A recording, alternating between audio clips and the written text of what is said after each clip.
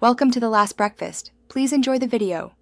You're starting now. Make sure both SIMs are active and can receive SMS or calls because verification depends on that.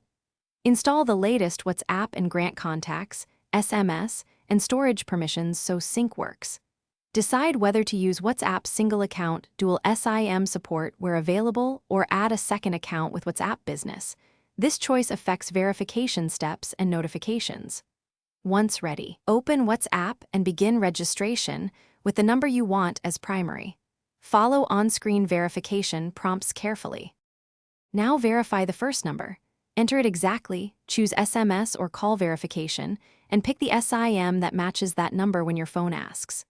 Once verified, set your profile name and photo, then go to Chat's chat backup and configure Google Drive or iCloud backups.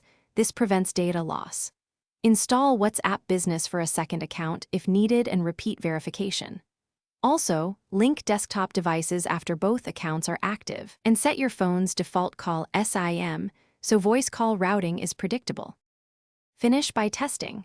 Send messages, voice notes, and calls from each WhatsApp account to confirm outgoing routing and contact sync. If verification fails, try toggling airplane mode, restarting the phone, or choose the Call Me verification. Make sure the correct SIM is active during the SMS window.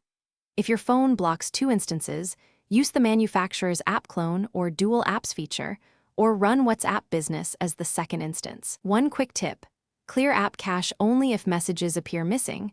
Do not uninstall without backup first. Thanks for watching. If this was helpful, leave a like and consider subscribing. See you next time.